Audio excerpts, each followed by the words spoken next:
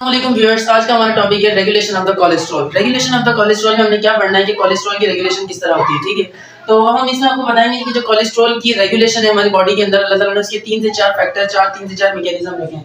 यानी कि 3 से 4 जो है हम यहाँ पे आपको बताने लगे रेगुलेशन किस किस बेसिस पर हो सकती है। ठीक है, तो सबसे पहले हम इस पे चलते हैं जो है फीडबैक इनहिबिशन। ठीक है, सबसे पहले आप लोगों ने ये बात ये ध्यान में रखनी कि रेगुलेशन का मकसद क्या होता है। रेगुलेशन का मकसद ये होता है कि हमारी बॉडी के अंदर, जिस तरह हमने आप लोगों को पिछली वीडियोस के अंदर बताया कोलेस्ट्रॉल के अबाउट, कि कोलेस्ट्रॉल की हमारी बॉडी के अंदर सिंथेसिस होती है। ठीक है, तो उसको हमें रेगुलेट भी करना है कि कोलेस्ट्रॉल की हमने एक लिमिट के अंदर उसकी सिंथेसिस करनी है कि इससे ज्यादा नहीं होनी चाहिए और इससे कम नहीं होनी चाहिए, तो उसको कहा जाता है रेगुलेशन।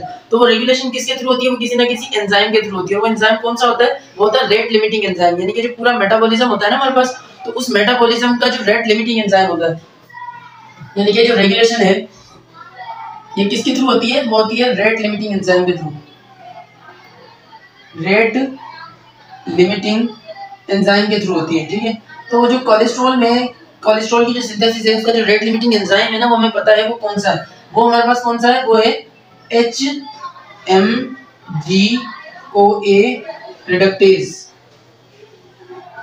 तो अब हमने क्या करना है कि अगर हमने कोलेस्ट्रॉल की सिंथेसिस को डिक्रीज करना है तो इस HMG-CoA रिडक्टेज की एक्टिविटी को हमने डिक्रीज करना है। अगर हमने कोलेस्ट्रॉल की सिंथेसिस हमारी बॉडी में इंक्रीज करनी है तो हमने इस HMG-CoA रिडक्टेज एंजाइम की एक्टिविटी को इंक्रीज करना है। मतलब सारा का सारा फैक्टर डिपेंड किस पे करता है? इस एक एंजाइम पे डिपेंड करता है, क्योंकि रेट लिमिटिंग एंजाइम है। ठीक है, तो सबसे पहले चलते हैं फीडबैक इनहिबिशन में। ठीक है, तो मैं बाकी चीजें 2 मिनट के लिए मिटा देता हूं आप लोगों के लिए, ताकि आप लोगों को समझने में आसानी हो जाए। बाकी चीजें फिर हम पढ़ेंगे।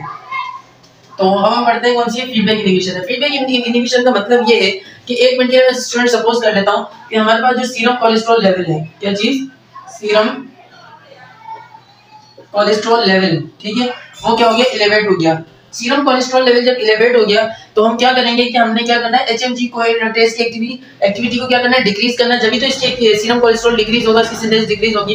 तो इस HMG-CoA रिडक्टेज जो रेट लिमिटिंग एंजाइम था, हम क्या करेंगे? इसकी जीन को, यानी कि वो जीन जो रिस्पांसिबल होगा for the synthesis of the HMG-CoA reductase, उस जीन की ट्रांसक्रिप्शन उस जीन की ट्रांसक्रिप्शन को क्या कर देंगे? हम डिक्रीज कर देंगे। जब उस जीन की ट्रांसक्रिप्शन को हमने डिक्रीज कर दिया तो उससे क्या होगा? HMG-CoA रिडक्टेज की सिंथेसिस डिक्रीज हो जाएगी। जब उस HMG-CoA रिडक्टेज की सिंथेसिस डिक्रीज हो जाएगी तो ऑब्वियसली सी बात है कि कोलेस्ट्रॉल की सिंथेसिस भी नहीं हो पाएगी। तो एक तो ये फैक्टर हो गया जिसके थ्रू हम इसको रेगुलेट कर सकते हैं कोलेस्ट्रॉल की सिंथेसिस को। ठीक है, दूसरा फैक्टर जो हम चलते हैं, वो दूसरा फैक्टर हमारे पास कौन सा है? वो है हार्मोनल बेसिस पर। ठीक है, ये हम हार्मोनल बेसिस पर भी इसको कंट्रोल कर सकते हैं। Hormonal regulation. ठीक है, हार्मोनल रेगुलेशन में किस तरह है? हमें पता है कि जो हमारे पास HMG-CoA रिडक्टेज एंजाइम था ना, इसकी 2 फॉर्म्स होती है, यानी कि इसकी 2 फॉर्म है। एक है इसकी एक्टिव फॉर्म, ठीक है, दूसरी कौन सी है इसकी? Inactive form.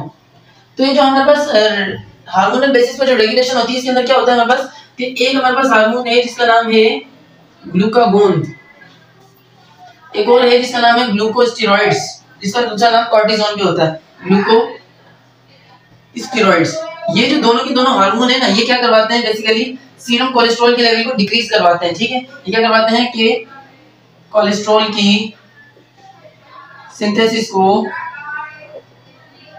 डिक्रीज करवाते हैं। ये डिक्रीज करवाते हैं, लेकिन डिक्रीज किस तरह करवाते हैं? हाउ? ये हमारा क्वेश्चन है, किस तरह डिक्रीज करवाते हैं? तो इस तरह डिक्रीज करवाते हैं कि ये प्रोमोट करते हैं inactive form of the HMG-CoA reductase को। यानी कि ये ग्लूकागोन अगर हम देंगे किसी ऐसे पेशेंट को, ठीक है, जिसके पास कोलेस्ट्रॉल का लेवल बढ़ रहा है, ठीक है, ये ग्लूकोस्टेरॉइड्स हो गया, हमने उसको दे दिया। ठीक है, तो ये दोनों की दोनों क्या करेंगे? HMG-CoA रिडक्टेज जो रेट लिमिटिंग एंजाइम था ना, उसकी इनएक्टिव फॉर्म को प्रोमोट करेंगे। इस फॉर्म को क्या करेंगे? प्रोमोट कर देंगे, यानी कि इसको बढ़ाएंगे। तो यानी कि एक्टिव फॉर्म तो नहीं बढ़ी, इनएक्टिव फॉर्म बढ़ गई। जब इनएक्टिव फॉर्म ज्यादा होगी तो लाज़मी सी बात है हमारे पास, यानी कि HMG-CoA रिडक्टेज तो हमें तो एक्टिव फॉर्म वाला चाहिए, तो इस वजह से ओवरऑल क्या होगा?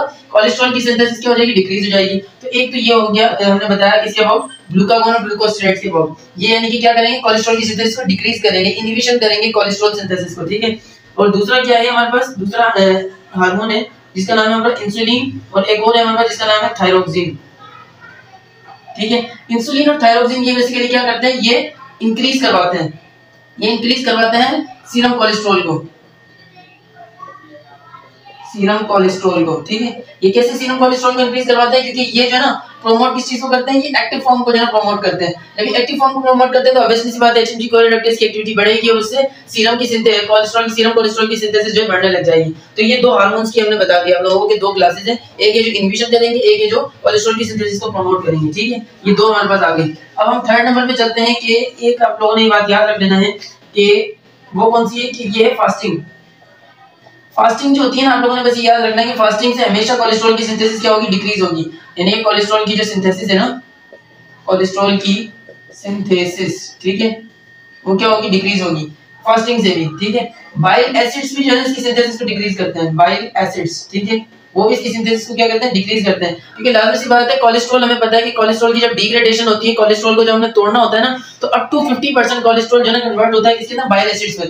तो जितना ज्यादा कोलेस्ट्रॉल बनेगा, बाइल एसिड्स बनेंगे, तो उतना कम कोलेस्ट्रॉल होगा बॉडी के अंदर। तो हम क्या कहेंगे कि बाइल एसिड्स क्या करेगा, इनहिबिट करेगा। ये बाइल एसिड्स क्या करेगा, डिक्रीज करवाता है कोलेस्ट्रॉल के लेवल को सीरम के अंदर, ठीक है, ये भी डिक्रीज करवाता है। अच्छा, ये चार तो मैंने आप लोगों को रेगुलेशन की बता दी। अच्छा, एक और मेन है, वो है ड्रग्स के थ्रू, यानी कि ड्रग्स के थ्रू भी हम कोलेस्ट्रॉल के लेवल को डिक्रीज करवा सकते हैं। पेशेंट है बहुत ज्यादा हाइपरकोलेस्टेमिया हो गया, 200 mg पर डेसीलीटर से भी ज्यादा उसका कोलेस्ट्रॉल हो गया, तो फिर अब हमारे पास तीसरा तरीका क्या है कि हम उसको ड्रग्स लगा दें। कौन सी, जो थर्ड हमारे पास फिफ्थ नंबर पे जो है वो कौन सा है, वो है हमने ड्रग्स के थ्रू करनी है। और वो ड्रग्स कौन कौन से लगा सकते हैं, या तो आप इसको लगा सकते हैं लेवोस्टैटिन, ठीक है, या फिर इसको और लगा सकते हैं कॉम्पैक्टिन, ठीक है। ये दोनों के दोनों क्या करेंगे, बेसिकली ये दोनों के दोनों जाकर क्या करेंगे, ये जो HMG कोएल रेक्टेज आपका एंजाइम था ना, इसके क्या है, दोनों के दोनों ये है कॉम्पिटिटिव इनहिबिटर, कॉम्पिटिटिव इनहिबिटर, ठीक है। इस दो यानी कि ये आपका लेवोस्टैटिन ड्रग, कॉम्पैक्टिन ड्रग, ये क्या करेंगे, जाके ये कॉम्पिटिटिव इनहिबिशन कर देंगे इस एंजाइम के साथ, HMG कोएल रेक्टेज के साथ। जब इसके साथ इनहिबिशन हो जाएगी तो लाजमी सी बात है HMG कोएल रेक्टेज सही से नहीं बन पाएगा। जब ये नहीं बन पाएगा हमारे पास, तो लाजमी सी बात है क्या होने लगेगा कि कोलेस्ट्रॉल की सिंथेसिस डिक्रीज हो जाएगी। तो स्टूडेंट्स, यही था आज का हमारा टॉपिक, जिसमें हमने आप लोगों को बताया है कि कोलेस्ट्रॉल हमारी बॉडी में रेगुलेट किस तरह होता है, कौन कौन से फैक्टर्स होते हैं, कौन कौन सी मतलब रेगुलेशन किस किस बेस पे होती है। तो मैंने आप लोगों को बता दिया, फीडबैक होती है सबसे पहले, वरना हार्मोनल बेसिस पर होती है। हम ड्रग्स के थ्रू भी कर सकते हैं, मतलब नेचुरली तो बॉडी के अंदर वो हार्मोनल बेसिस पे, फीडबैक बेसिस पर, फास्टिंग करके आप कर सकते हैं। बाइल एसिड्स के थ्रू होती है, वरना आप लास्ट में ऑप्शन हमारे पास बाइल उसका बचता है, ड्रग्स का बचता है, जो मैंने आप लोगों को कॉम्पैक्टिन और लेवोस्टैटिन का बताया। आई होप आप लोगों को लेक्चर समझ में आया होगा। Thank you so much.